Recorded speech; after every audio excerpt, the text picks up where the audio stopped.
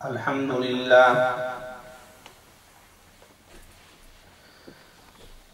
لله الذي هدانا إلى سبيل الهداية والعرفان وجعلنا من أهل الإسلام والإيقان ونشهد أن لا إله إلا الله وحده لا شريك له شهادة بالقلب واللسان ونشهد أن سيدنا ومولانا وإمامنا ومرشدنا ومخدومنا وشفيعنا وحبيبنا وكريمنا وأفضلنا وأكملنا وأجملنا وسيدنا محمدا عبده ورسوله الذي عرفنا ما يدخلنا الجنان صلى الله تعالى عليه وعلى آله وأصحابه أكمل أهل الإيمان وسلم تسليما كثيرا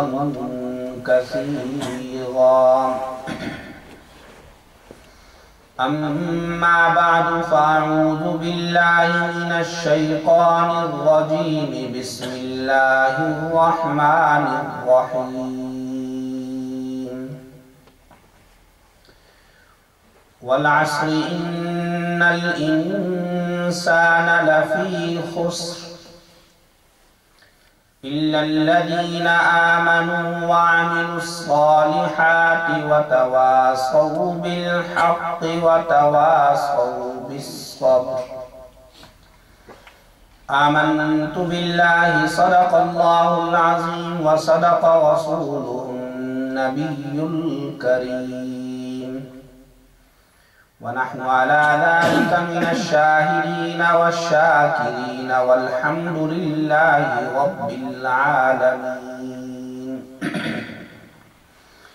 سب حضرات محبت و عقیدت کے ساتھ بآواز بلند درود شریف پڑھیں۔ اللہم صلی علی محمد وعلی آل محمد كما صليت على إبراهيم وعلى آل إبراهيم إنك حميد مجيد اللهم بارك على محمد وعلى آل محمد كما باركت على إبراهيم وعلى آل إبراهيم إنك حميد مجيد۔ بزرگان محترم اور برادران اسلام، میں نے آپ حضرات کے سامنے قرآن مجید فرقان حمید کی ایک سورت کریمہ تلاوت کی ہے۔ اللہ تبارک و تعالی کی بارگاہ میں دعا ہے کہ اللہ جل جلالہ و عم نوالہ مجھے اس سورت کی روشنی میں دین کی صحیح باتیں اخلاص کے ساتھ شرح صدر کے ساتھ کہنے کی اور سمجھانے کی توفیق عطا فرمائے، اور آپ تمام حضرات کو توجہ کے ساتھ، شوق کے ساتھ، دل جمعی کے ساتھ سننے کی، سمجھنے کی، اور اس پر پھر ہم سب کو اللہ رب العزت عمل کرنے کی توفیق عطا فرمائے۔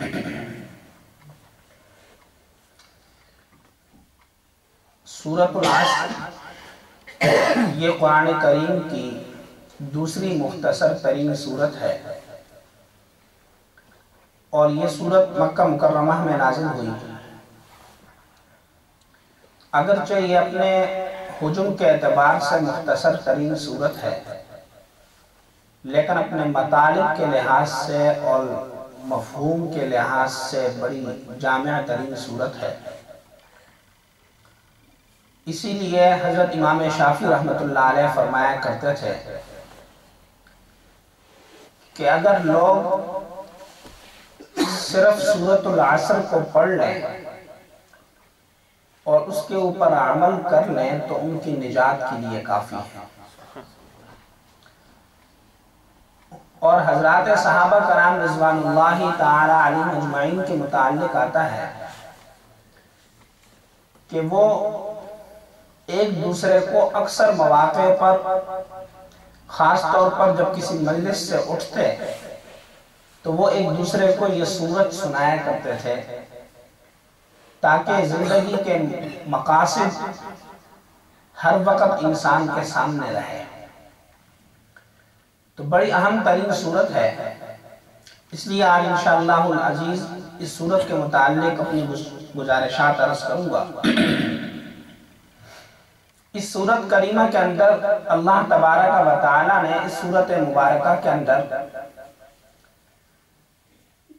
کامیابی کو بیان فرمایا ہے کہ کامیابی کس چیز میں ہے۔ آج ہم میں سے ہر انسان کی یہ خواہش ہے اور ہر انسان یہ چاہتا ہے کہ میں کامیاب ہو جاؤں، ہر انسان کامیابی چاہتا ہے۔ اور اس سورت کے اندر اللہ تبارک و تعالی نے کامیابی کی 4 صورتیں بیان فرمائی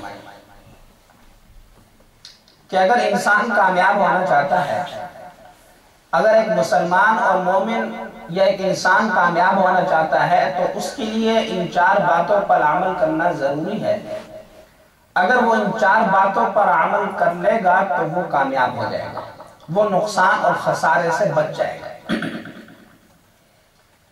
چنانچہ اگر آپ اس سورت مبارکہ کا ترجمہ دیکھیں تو اللہ جل جلالہ وعم نوالہ نے ارشاد فرمایا والعصر، قسم ہے زمانے کی، ان الانسان لفی خسر، بے شک انسان البتہ خسارے اور نقصان میں ہے، الا الذین آمنوا وعملوا الصالحات، مگر وہ انسان جنہوں نے ایمان کو قبول کیا اور اعمال صالحہ کو اختیار کیا، اچھے اعمال کیے، وتواصوا بالحق وتواصوا بالصبر، اور ایک دوسرے کو حق کی نصیحت کرتے رہے، تلقین کرتے رہے، اور ایک دوسرے کو صبر کی نصیحت اور تلقین کرتے رہے۔ تو یہ ہے اس سورت کا ترجمہ جو میں نے آپ حضرات کے سامنے عرض کیا۔ تو سب سے پہلے اللہ تبارک و تعالی نے قسم اٹھائی ہے اور فرمایا کہ والعصر، قسم ہے عصر کی۔ اب عصر سے مراد کیا ہے؟ بعض حضرات مفسرین فرماتے ہیں کہ عصر سے مراد عصر کا وقت ہے۔ جو وقت عصر سے لے کر مغرب تک کا جو وقت ہے وہ وقت اس سے مراد ہے۔ اور اللہ تبارک و تعالی نے اس وقت کی قسم اٹھا کر اس بات کی طرف اشارہ فرمایا ہے کہ اے انسان، یہ جو زندگی ہے اس کا وقت اسی طرح مختصر ہے جس طرح عصر کا وقت مختصر ہوتا ہے، کیونکہ اللہ تبارک و تعالی اس جہان کے خالق و مالک ہیں، اور حضرت آدم علیہ السلام سے اللہ تبارک و تعالی نے اس دنیا رنگ و بو کا سلسلہ شروع فرمایا، اور قیامت تک اللہ تبارک و تعالی اس نظام کو چلاتے رہیں گے، اور قیامت اور جو ہے وہ اس کے بعد بھی جنت اور جہنم کا نظام، یہ سارا اللہ تبارک و تعالی کے قدرت کے اندر ہے اور اللہ تبارک و تعالی چلا رہے ہیں۔ تو اس لیے اللہ جل جلالہ وعم نوالہ اچھی طرح واقف ہیں، تو وہ فرما رہے ہیں کہ اے انسان، یہ جو زندگی ہے، یہ جو دنیا ہے، اس دنیا کا وقت مختصر ہے، یہ دنیا ختم ہونے والی ہے، اس دنیا کا وقت مختصر ہے، جیسے عصر کا وقت مختصر ہوتا ہے اسی طریقے سے فرمایا کہ انسان اس دنیا کا وقت بھی مختصر ہے۔ اور بعض حضرات مفسرین رحمہم اللہ فرماتے ہیں کہ عصر سے مراد نماز عصر ہے، اس لیے کہ نماز عصر کی بڑی اہمیت اور فضیلت ہے، اگر آپ قرآن کریم کا بھی مطالعہ کریں تو سورۃ البقرہ کی آیت کے اندر اللہ جل جلالہ وعم نوالہ نے ارشاد فرمایا حافظوا علی الصلوات والصلاۃ الوسطی کہ نمازوں کی پابندی کرو اور خاص طور پر درمیانی والی نماز کی، اور اس سے مراد مفسرین فرماتے ہیں کہ عصر کی نماز ہے۔ اور احادیث کے اندر بھی جناب نبی کریم صلی اللہ علیہ وسلم نے عصر کی نماز کی اہمیت اور فضیلت بیان فرمائی ہے، اس لیے کہ وہ ایک ایسا وقت ہوتا ہے کہ جس وقت انسان کشمکش میں ہوتا ہے، ایک ملازم پیشہ انسان، ایک تاجر انسان، ایک کاروبار کرنے والا انسان اس وقت جو ہے وہ کچھ کر لینے کی فکر میں ہوتا ہے کہ چونکہ دن کا وقت ختم ہو رہا ہے تو اس لیے میں زیادہ سے زیادہ کما لوں، زیادہ سے زیادہ کچھ کر لوں، گاہک جو ہے وہ آ رہے ہیں، کسٹمر آ رہے ہیں، اور دوسری طرف سے حی علی الصلاۃ اور حی علی الفلاح کی آواز آ رہی ہوتی ہے، تو انسان جو ہے وہ کشمکش میں ہے کہ میں آیا دنیا کما لوں، کسٹمر آ رہے ہیں، گاہک آ رہے ہیں، ان کے ساتھ اپنا وقت گزار لوں یا ان کو چھوڑ کر جو ہے وہ اللہ تبارک و تعالیٰ کے دربار میں حاضر ہو جاؤں، تو وہ وقت بڑا سخت ہوتا ہے۔ بعض انسان جو ہے اس میں کامیاب ہو جاتے ہیں اور بعض مسلمان جو ہے وہ ناکام ہو جاتے ہیں، تو اس لیے اللہ تبارک و تعالیٰ نے عصر کی قسم اٹھائی، اور بعض حضرات مفسرین رحمہ اللہ فرماتے ہیں کہ عصر سے مراد انسان کی عمر ہے، کہ اللہ تبارک و تعالیٰ نے انسان کی عمر کی قسم اٹھائی، اور بعض حضرات مفسرین رحمہ اللہ فرماتے ہیں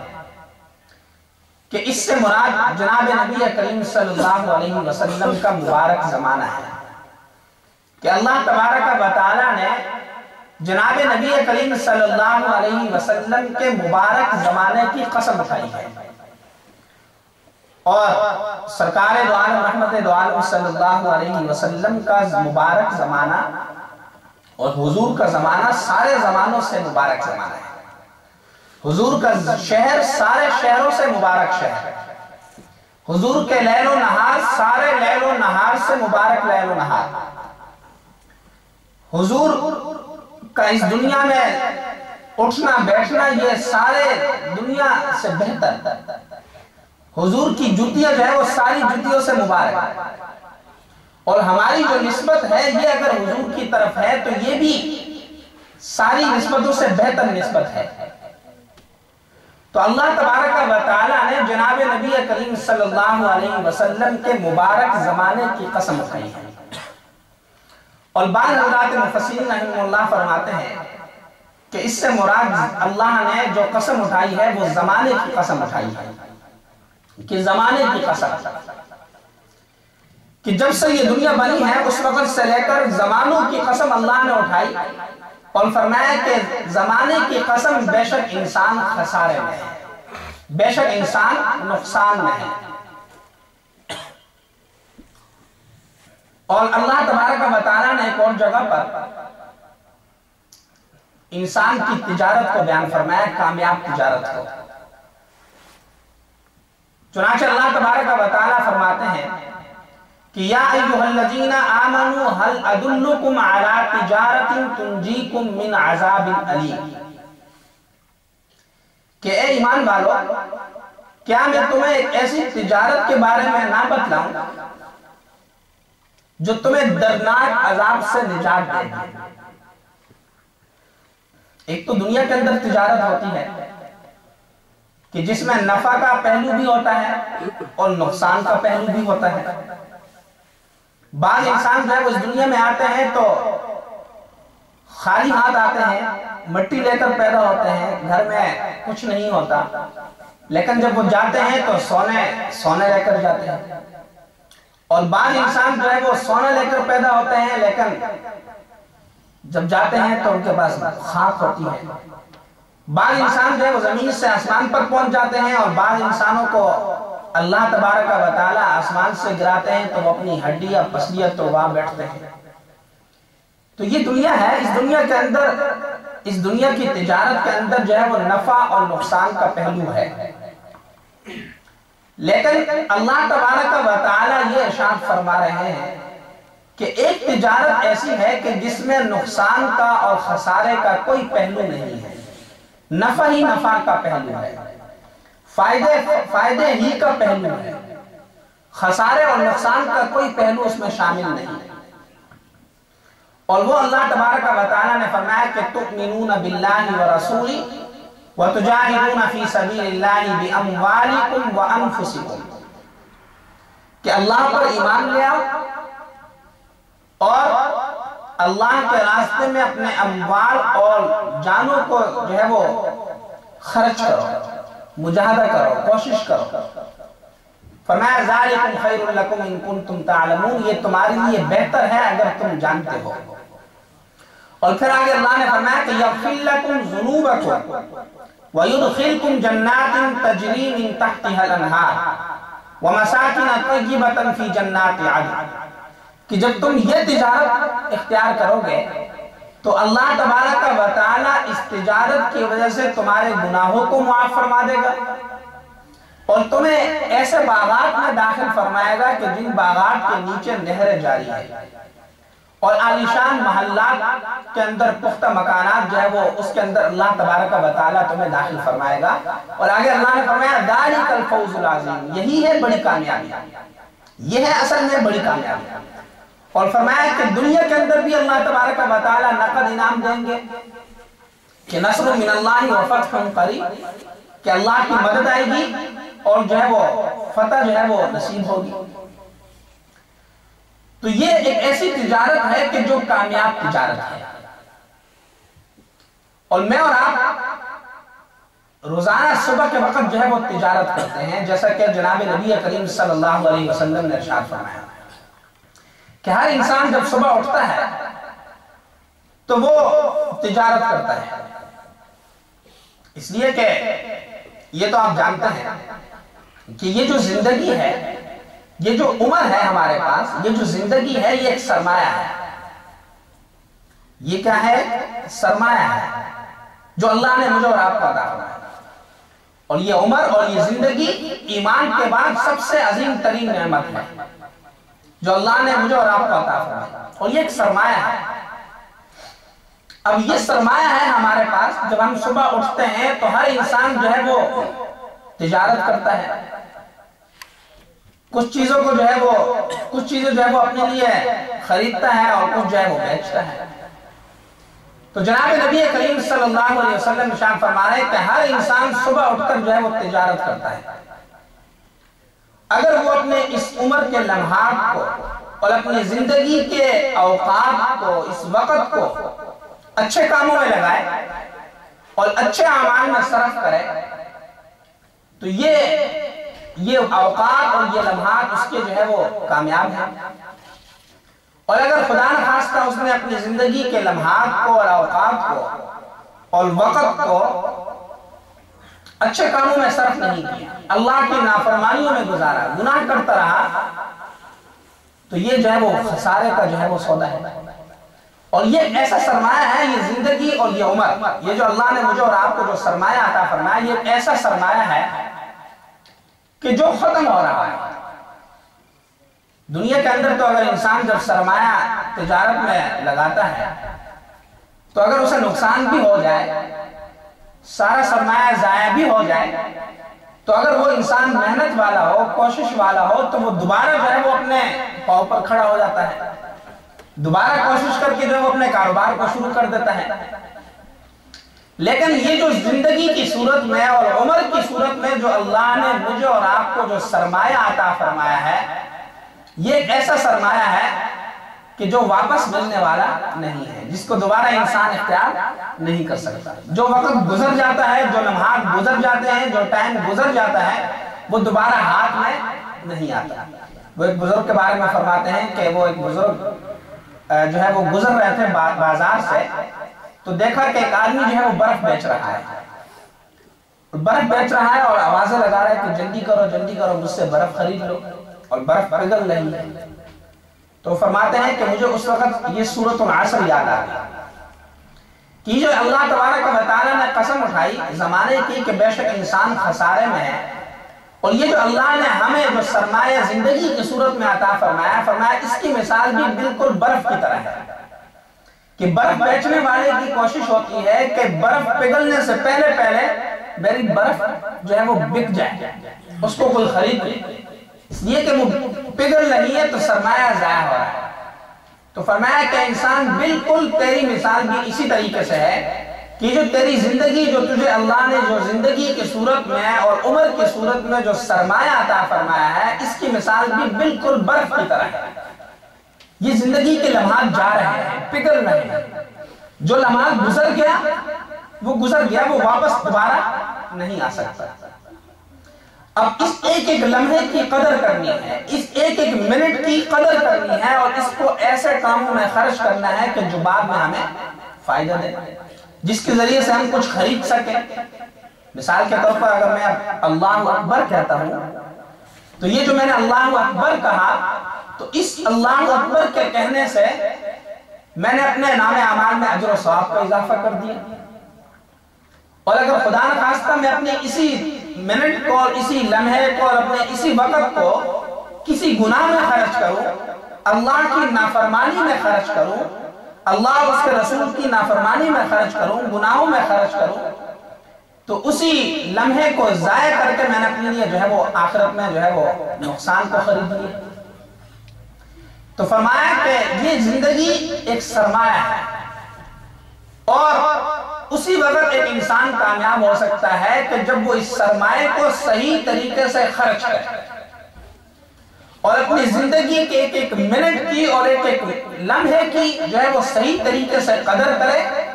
اس کو صحیح طور پر خرچ کرے، اور خرچ کر کے جو ہے وہ اپنے نام اعمال میں اپنے لیے جو ہے وہ اجر و ثواب کا اضافہ جو ہے وہ کرے،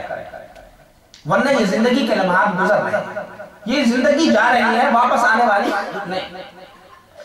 تو اللہ تبارک و تعالیٰ فرما رہے کہ وَالْعَصْرِ إِنَّ الْإِنسَانَ لَفِي خُسْرٍ، کہ زمانے کی قسم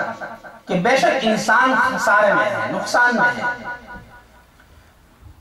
لیکن کون سا انسان اور کون سے انسان جو ہے وہ نقصان اور خسارے سے بچ سکتے ہیں؟ کامیابی کسے ملے گی؟ تو فرمایا کہ إِنَّ الَّذِينَ آمَنُوا وَعَمِلُوا الصَّالِحَاتِ وَتَوَاصَوْا بِالْحَقِّ وَتَوَاصَوْا بِالصَّبْرِ، کہ چار انسانوں کو کامیابی مل سکتی ہے، چار قسم کے انسان جو ہے وہ نقصان اور خسارے سے بچ سکتے ہیں۔ إِلَّا الَّذِينَ آمَنُوا، ایک وہ انسان کے جو اللہ پر ایمان لے آئے، جو اللہ اور اس کے رسول پر ایمان لے آئے، اللہ پر ایمان لے آئے، اللہ کی ذات و صفات پر ایمان لے آئے، اللہ کے علاوہ جو ہے وہ کسی کو اپنا مشکل کشا اور حاجت روا نہ سمجھے، ایمان لے آئے، ایمان کو قبول کر لے، اور ایمان کی صحیح معنی میں ایمان ہو، حقیقی ایمان ہو، سچا ایمان ہو، صرف نام کا ایمان نہ ہو۔ اس لیے کہ اسلام کے اندر، جیسے میں نے گزشتہ بھی میرا خیال ایک درس میں نے عرض کیا تھا کہ اللہ تبارک و تعالی ہم سے اصل ایمان اور حقیقی ایمان جو ہے وہ چاہتے ہیں، کہ ایمان کی جو ہے وہ صحیح حقیقت انسان کو حاصل ہو جائے، صرف صورت حاصل نہ ہو۔ اس لیے کہ صورت سے جو ہے وہ نجات حاصل نہیں ہو سکتی، نجات حاصل ہو سکتی ہے تو وہ صرف اور صرف ایمان کی حقیقت سے حاصل ہو سکتی ہے، اور جب انسان کو ایمان کی حقیقت حاصل ہوتی ہے تو پھر انسان جو ہے وہ اللہ سے ڈرتا بھی ہے۔ پھر جب وہ کوئی نافرمانی کا کام کرتا ہے، کسی گناہ کے قریب جاتا ہے، تو اس کے دل میں اللہ کا خوف پیدا ہوتا ہے، اور اصل ایمان اور حقیقی ایمان اور سچا ایمان اسے گناہ کے قریب جانے سے روک دیتا ہے۔ ورنہ اگر اصل ایمان حاصل نہ ہو، حقیقی ایمان حاصل نہ ہو، ایمان کی حقیقت حاصل نہ ہو، صرف ایمان کی صورت حاصل ہو، تو انسان جو ہے وہ گناہوں سے بچ نہیں سکتا، انسان جو ہے وہ اللہ کی نافرمانیوں سے بچ نہیں سکتا۔ اگر انسان اللہ کی نافرمانیوں سے اور گناہوں سے بچ سکتا ہے تو وہ صرف اور صرف اس وقت بچ سکتا ہے کہ جب اسے ایمان کی حقیقت جو ہے وہ حاصل ہوتی ہے۔ جب ایمان کی حقیقت حاصل ہوتی ہے تو پھر انسان جو ہے وہ گناہوں سے بچ جاتا ہے۔ لیکن آج ہمیں بدقسمتی یہ ہے کہ آج ہمیں ایمان کی صورت تو حاصل ہے لیکن ایمان کی حقیقت حاصل نہیں. اور حضرات صحابہ کرام رضوان اللہ تعالی علیہم اجمعین کو ایمان کی حقیقت حاصل تھی. ایمان کی صورت نہیں بلکہ ایمان کی حقیقت حاصل تھی.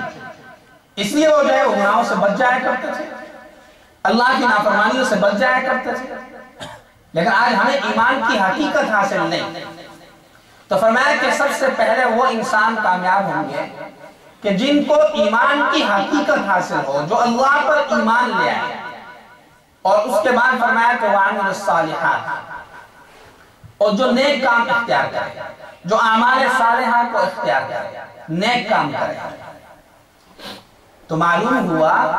کہ صرف ایمان نجات کے لیے کافی نہیں, کامیابی کے لیے, کامیابی اور کامرانی کے لیے صرف ایمان کافی نہیں بلکہ ایمان کے ساتھ اعمال صالحہ, نیک اعمال کرنے بھی ضروری ہے. یہ جو آج کل ہمارے جو ذہنوں میں غلط فہمی پائی جاتی ہے کہ من قال لا الہ الا اللہ دخل الجنہ, کہ جس شخص نے لا الہ الا اللہ پڑھ لیا وہ جنت میں داخل ہو جائے گا, حدیث میں آتا ہے. لہذا جو کچھ مرضی آئے کرو, جو دل میں آئے وہ کرو. ایک مسلمان اور ایک مومن نے جو ہے وہ جنت میں داخل ہونا ہے. تو میرے بزرگوں اور دوستوں یاد رکھیے, اس حدیث کا یہ مطلب ہے کہ جس شخص نے لا الہ الا اللہ پڑھا ہو, جس شخص نے لا الہ الا اللہ کا اقرار کیا ہو, تو وہ بالآخر اپنے گناہوں کی سزا بھگت کر آخر میں جو ہے وہ جنت میں ضرور داخل ہوگا. یہ نہیں کہ صرف لا الہ الا اللہ پڑھ لیا, لا الہ الا اللہ کا اقرار کر لیا اور اس کے بعد جو مرضی آئے کرتے رہو, نافرمانیاں کرتے رہو, گناہ کرتے رہو, نیک اعمال کے قریب مت جاؤ اور اپنے ذہن کو یہ تسلیہ دیتے رہو کہ میں نے جو ہے وہ جنت میں داخل ہونا ہے. نہیں, ایسا نہیں ہوا. اس لیے اگر آپ قرآن کا مطالعہ کریں تو جہاں پر اللہ نے جنت کا ذکر فرمایا ہے یا جہاں پر اللہ نے مومنوں کی صفات کو بیان فرمایا ہے یا جہاں پر اللہ نے کامیابی اور کامرانی کو بیان فرمایا ہے, تو وہاں پر اللہ نے ایمان کے ساتھ اعمال صالح. میرے چھوٹے بھائی, میں نے ساری زندگی جو ہے وہ تیرے ساتھ برا سلوک کیا, تیرے کسی کام نہیں آیا, ساری زندگی میں تجھے ستاتا رہا, تکلیفیں پہنچاتا رہا, کبھی میں نے تیرے ساتھ کسی قسم کا تعاون نہیں کیا. لیکن آج میں تکلیف میں ہوں, تو ہے تو میرا بھائی, ذرا میرے ساتھ تعاون کر لے. تو چھوٹے بھائی نے کہا کہ بھائی ٹھیک ہے, تم نے ساری زندگی میرے ساتھ کسی قسم کا تعاون نہیں کیا, میرے کسی کام نہیں آئے, لیکن اب تم مشکل اور مصیبت میں ہو تو میں تمہاری ضرور مدد کروں گا, میں تمہارے ساتھ تعاون کروں گا.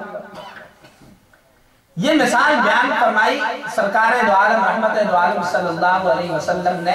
حضرات صحابہ کرام رضوان اللہ تعالی علیہم اجمعین کے سامنے, اور پھر پوچھا کہ تم جانتے ہو کہ بڑے بھائی سے مراد کیا ہے, درمیانے بھائی سے کیا مراد ہے, چھوٹے بھائی سے کیا مراد ہے؟ تو سب نے صحابہ نے فرمایا اللہ و رسول عالم, کہ اللہ اور اس کے رسول زیادہ جانتے ہیں. پھر حضور نے فرمایا کہ اچھا بتاؤ بڑا بھائی کیسا تھا؟ تو صحابہ نے فرمایا کہ بڑا کمینہ آدمی تھا, بڑا ذلیل آدمی تھا کہ ساری زندگی جو ہے یہ اس کے ساتھ اچھائی کرتا رہا اور مشکل وقت میں اس نے کوئی جو ہے وہ تعاون نہیں کیا. حضور نے فرمایا کہ اچھا درمیانہ بھائی کیسا تھا؟ تو صحابہ نے فرمایا کہ وہ بھی اچھا آدمی ثابت نہیں ہوا کہ ساری زندگی یہ اس کے تعاون کرتا رہا اور وہ کسی کام نہیں آئے. تو حضور نے پوچھا تھا چھوٹا بھائی کیسا تھا؟ تو صحابہ نے فرمایا کہ وہ تو بڑا شریف آدمی معلوم ہوا, بڑا شریف آدمی ثابت ہوا کہ ساری زندگی یہ اس کے ساتھ برائی کرتا رہا, لیکن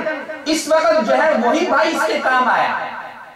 تو حضور نے فرمایا کہ اچھا تم جانتے ہو کہ بڑے بھائی سے مراد کیا ہے, درمیانے بھائی سے مراد کیا ہے, چھوٹے بھائی سے کیا مراد ہے؟ تو صحابہ نے فرمایا اللہ و رسول عالم, کہ اللہ اور اس کے رسول ہی زیادہ جانتے ہیں. تو جناب نبی کریم صلی اللہ علیہ وسلم نے ارشاد فرمایا کہ بڑے بھائی سے مراد انسان کے جو ہے وہ مال و دولت ہے,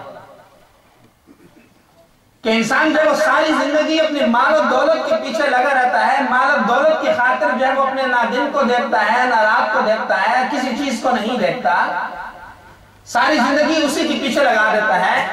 لیکن جب اس کے مرنے کا وقت آتا ہے تو یہ مال و دولت اس کے کسی کام نہیں آتا. اور پھر حضور نے فرمایا کہ درمیانے بھائی سے مراد اس کی بیوی اور بال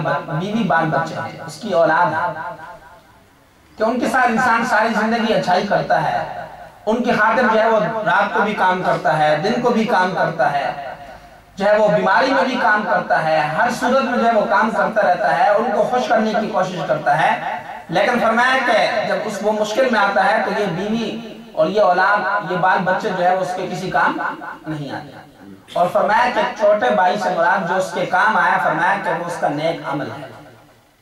کہ ساری زندگی انسان نیکیوں کا گلا گھونٹتا رہتا ہے، ساری زندگی انسان جو ہے وہ نیکیاں نہیں کرتا، نیکیوں سے دور بھاگتا ہے، لیکن یہی نیک عمل، یہی چھوٹا بھائی جو ہے اس کے کام آتا ہے،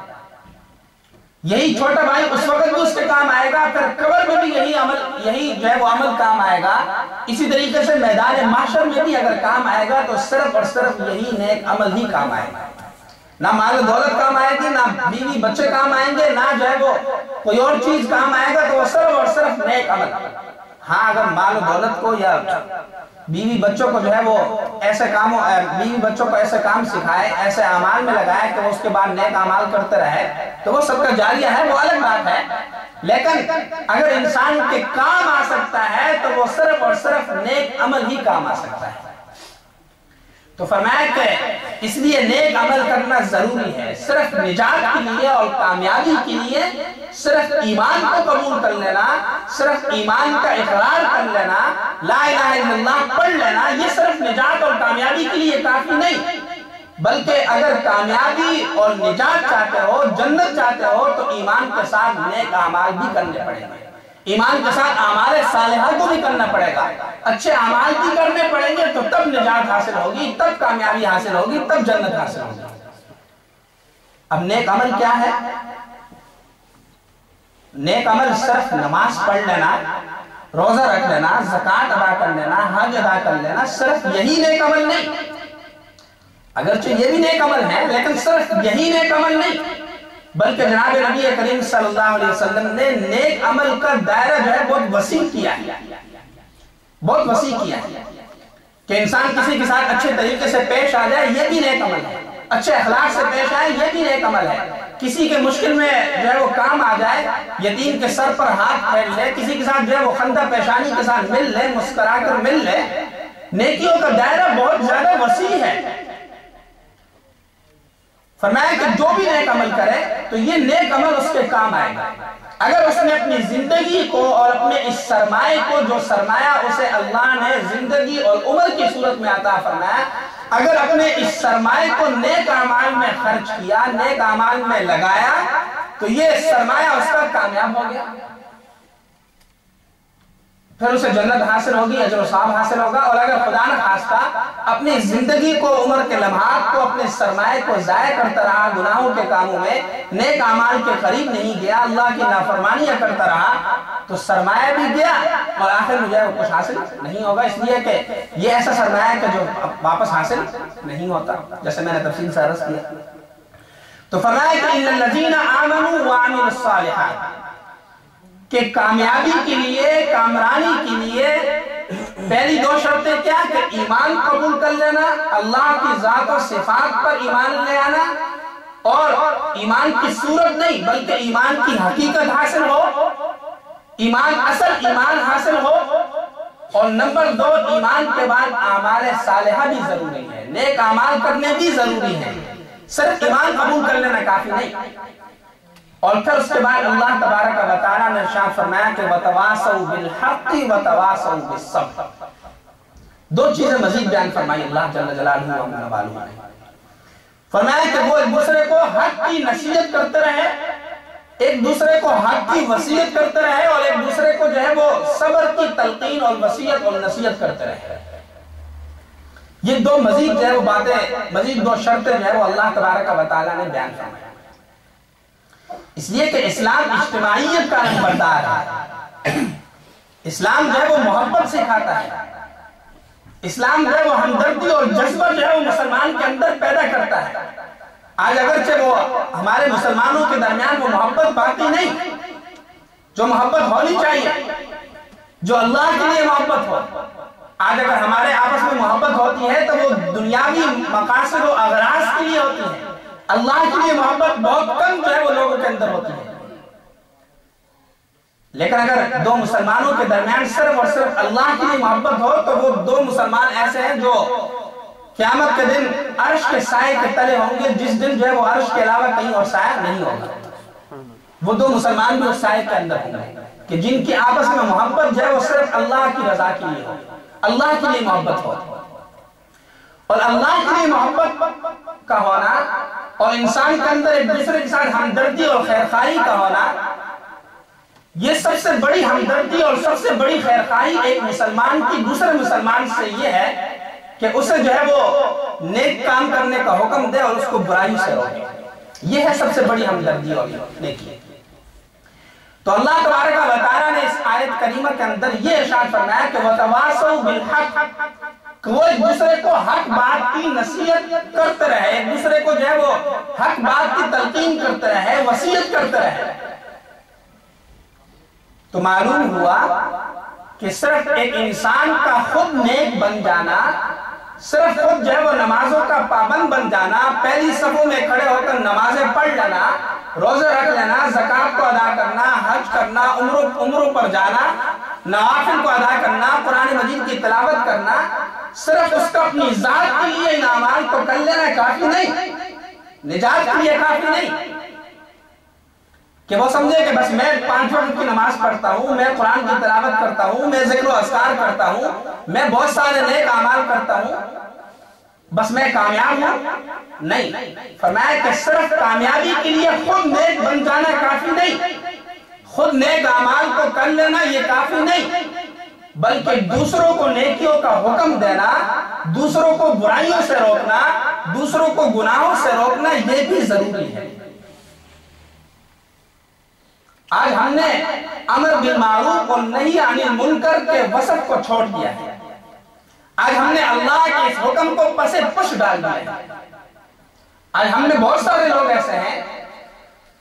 کہ خود تو بڑے نیک ہوتے ہیں لیکن اولاد جو ہے وہ غلط راستے پر جا رہی ہے. خود نماز پڑھنے کے لیے آئیں گے لیکن گھر کے اندر جو ہے وہ بیوی اور بچے نماز نہیں پڑھیں گے تو یہ انہیں نہیں کہے گا کہ بھئی تم بھی نماز پڑھ لو. خود نیک عمل کریں گے، خود سارا دن مسجدوں میں بیٹھے رہیں گے، ذکر و اذکار کریں گے، بڑی اچھی بات ہے،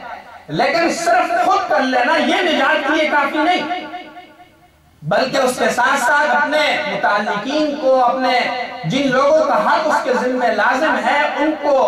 امر بالمعروف کرنا، ان کو نیکی کا حکم کرنا، ان کو گناہوں سے روکنا یہ ضروری ہے.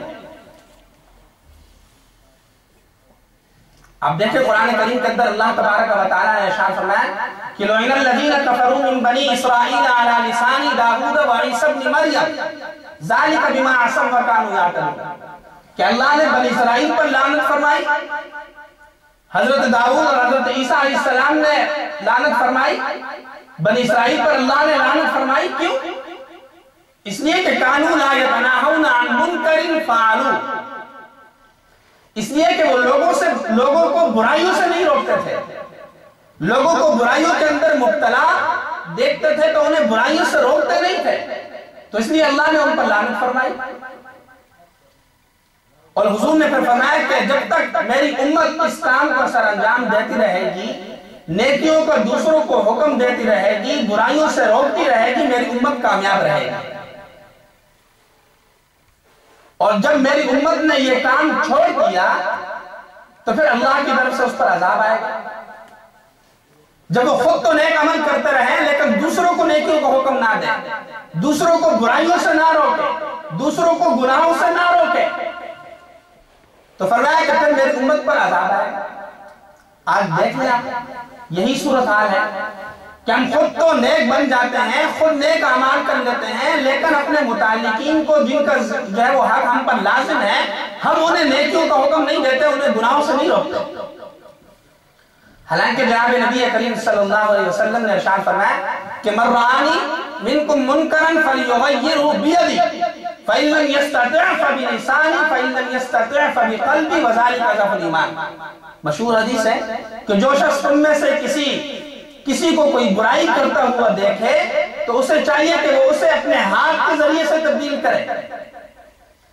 اگر اسے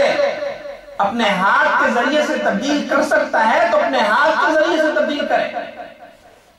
جس شخص کو برائی کرتا ہوا دیکھ رہا ہے، اگر اس پر اسے قدرت حاصل ہے، اختیار حاصل ہے، تو اسے اپنے ہاتھ کے ذریعے سے روکے. اور پھر فرمایا کہ اگر اسے قدرت اور اختیار حاصل نہ ہو ہاتھ کے ذریعے سے روکنے سے، تو پھر فرمایا کہ اسے چاہیے کہ وہ اپنی زبان کے ذریعے سے اس منکر کو جو ہے وہ روکے، اس آدمی کو روکے جو اس برائی کو کر رہا ہے.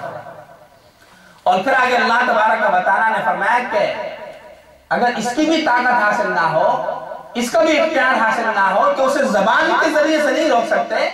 تو فرمایا کہ پھر اسے دل کے ذریعے سے تبدیل کرنے کی کوشش کرے. یہ مطلب نہیں کہ صرف دل میں برا سمجھے. ہم سمجھتے ہیں کہ اس کا یہ مطلب ہے کہ صرف جو ہے وہ دل میں برا سمجھے، نہیں، بلکہ اس برائی کو اپنے دل کے ذریعے سے بدلنے کی کوشش کرے، ہاتھ کے ذریعے سے بدلنے کی کوشش کرے اگر اختیار حاصل ہو.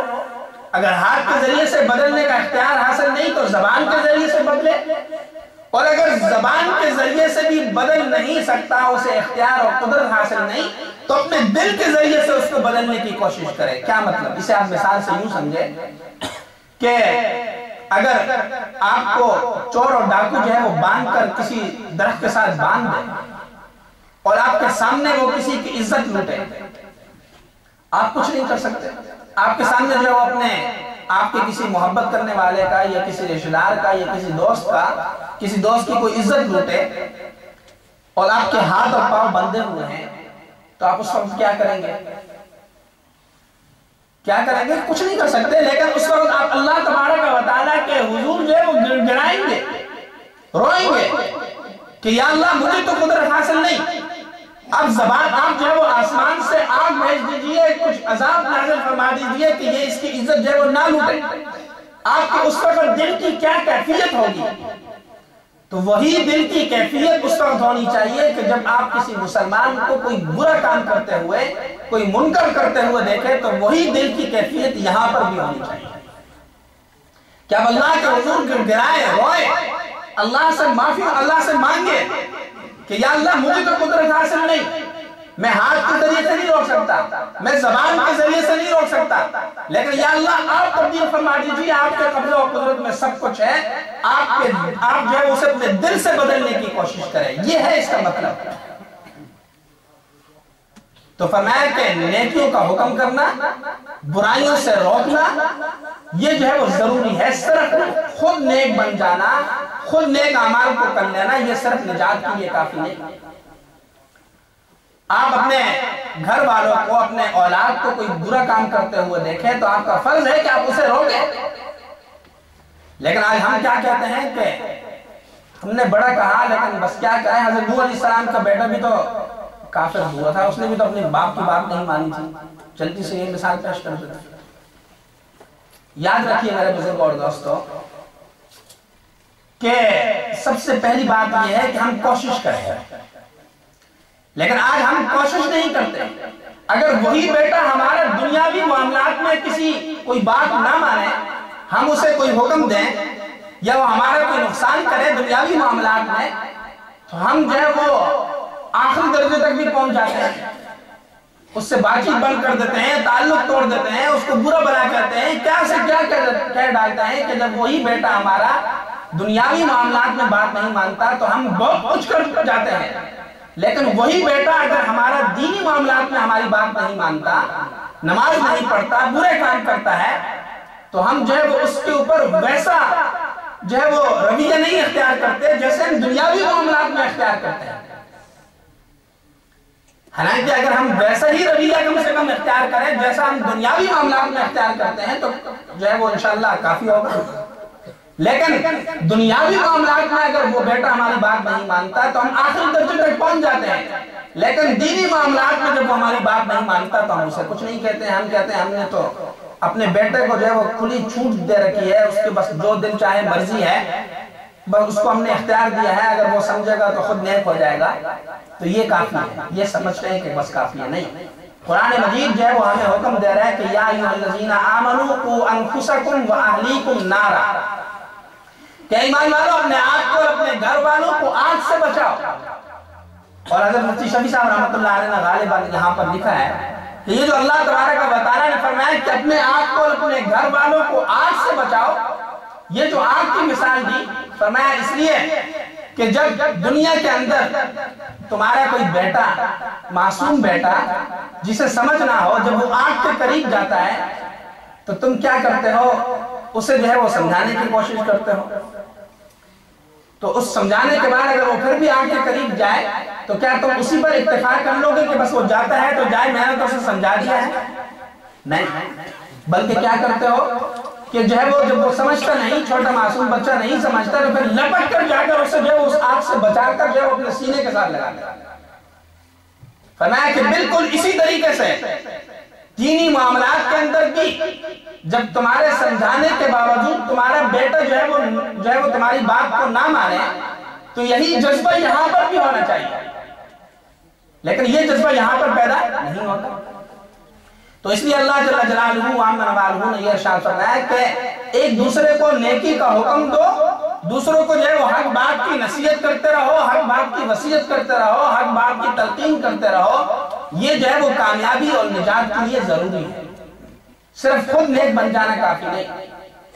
ہاں البتہ اس کی جو ہے وہ آگے پہ بات بہت لمبی ہو جائے گی کہ دوسروں کو نیکی کا حکم دینا، اس کے پھر دو درجے آ جاتے ہیں. ایک ہوتا ہے انفرادی دعوت و تبلیغ اور ایک ہے اجتماعی دعوت و تبلیغ. اجتماعی دعوت و تبلیغ کے شرائط ہیں، ان میں سے ایک یہ ہے کہ جتنا جو آپ دوسروں کو کہہ رہے ہو آپ کے پاس اس کا علم بھی حاصل ہو. یہ نہ ہو کہ علم کے بغیر جو ہے وہ بیان کرنا شروع کر دیا تو اس سے پھر بہت سارے جو ہے وہ مفاسد پیدا ہوتے ہیں. اور انفرادی دعوت و تبلیغ کہ جسے آپ دعوت و تبلیغ کر رہے ہیں پھر اس کے ساتھ جو وہ حکمت اور مصلحت بھی ہونی چاہیے. یہ نہیں کہ دین کی بات جو ہے وہ ویسی پھینک ڈال دی، نہیں، حکمت اور مصلحت کے ساتھ جو ہے وہ دوسرے کو سمجھایا جائے. اگر کوئی شخص جو ہے برائی کر رہا ہے، کوئی گناہ کا کام کر رہا ہے، آپ اسے دیکھ رہے ہیں اور آپ کا غالب گمان یہ ہے کہ اگر میں نے اسے بات سمجھائی تو یہ میری بات کو مان لے گا، تو اسے سمجھانا ضروری ہے، آپ کے ذمہ واجب ہے، فرض عین ہے، جیسے نماز، روزہ، زکوٰۃ اور حج ہے.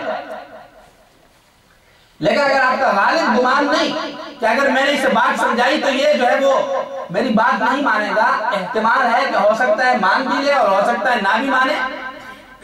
تو پھر بھی بہتر ہے کہ آپ اسے سمجھائیں، اس لیے کہ ہو سکتا ہے وہ آپ کی بات مان لے. اور لیکن اگر یہ احتمال ہو کہ اگر میں نے اس وقت اسے گناہ سے روکا، اس وقت اسے میں نے سمجھایا تو الٹا سمجھنے کے بجائے جو وہ ایک ایسی بات کہہ ڈالے گا کہ جس سے اس کا ایمان خطرے میں پڑ جائے گا، مزید گناہگار ہوگا، تو پھر اس وقت اسے اس برائی سے روکنا جو ہے وہ ضروری نہیں. اسے اس وقت نہ روکا جائے، بعد میں جو ہے وہ کسی مناسب موقع پر جو ہے وہ اسے سمجھا دیا جائے. حکمت اور مصلحت جو ہے وہ ضروری ہے، اور حکمت اور مصلحت کے ساتھ جو ہے وہ دوسروں کو بات سمجھانا یہ ضروری ہے. وہ حضرت حسین رضی اللہ تعالیٰ عنہ کے متعلق آتا ہے کہ انہوں نے ایک مرتبہ وہ وضو فرما رہے تھے تو دیکھا کہ نہر کے کنارے پر ایک شخص وضو فرما رہے ہیں، بزرگ آدمی ہے وضو فرما رہے ہیں، اور دیکھا کہ وہ غلط وضو کر رہے ہیں، دیکھا کہ غلط وضو کر رہے ہیں. اب سوچا کہ میں انہیں کیسے سمجھاؤں، تو کیا کیا، اس وقت یہ طریقہ اختیار کیا کہ اس بزرگ سے کہا کہ دیکھو میں جو ہے وہ تمہارے سامنے وضو کرتا ہوں، اگر میرے وضو کے اندر کوئی غلطی وغیرہ ہے تو آپ مجھے سمجھا دیں، میں اپنے وضو کی اصلاح کرنا چاہتا ہوں. تو ان کے سامنے جو ہے وہ وضو کیا تو اس آدمی نے دیکھا تو اس نے کہا کہ نہیں، میرے وضو کے اندر جو ہے وہ کمی اور نقصان ہے، میرا وضو جو ہے وہ قابل اصلاح ہے، آپ کا وضو تو بالکل درست ہے. تو اس طریقے سے جو ہے وہ سمجھایا. تو اس لیے حکمت اور مصلحت کے ساتھ دوسروں کو سمجھانا، امر بالمعروف کرنا، نہی عن المنکر کرنا یہ ضروری ہے. حضرت مولانا الیاس صاحب رحمۃ اللہ علیہ کے متعلق آتا ہے کہ انہوں نے ان کے خدمت میں ایک آدمی آیا کرتا تھا، لیکن وہ داڑھی جو ہے وہ شیو کرتا تھا، داڑھی مونچتا تھا. تو کافی دن جب وہ آتا جاتا رہا تو حضرت نے ایک دن اسے فرمایا کہ میاں داڑھی رکھ لو،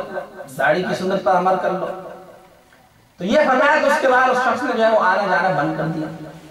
تو اب حضرت نے آدمیوں سے، مریدین سے پوچھا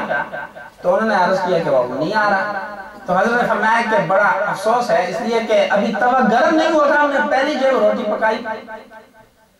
وہ آ رہا تھا تو آتا رہتا تو آہستہ آہستہ سمجھ جاتا، لیکن ہم نے پہلے ہی اسے وہ اپنے آپ سے دور کر دیا، وہ مجلس میں ہی نہیں آتا، دین کی مجلسوں میں ہی نہیں آتا۔ تو اس لیے میرا عرض کرنے کا مقصد یہ تھا کہ نیکی کا حکم کرنا، برائی سے روکنا یہ ضروری ہے، فرض ہے، لیکن اس کے کچھ تقاضے ہیں، کچھ آداب ہیں۔ حکمت اور مصلحت کے ساتھ دوسروں کو سمجھایا جائے، حکمت اور مصلحت کے ساتھ دوسروں کو برائیوں سے روکا جائے،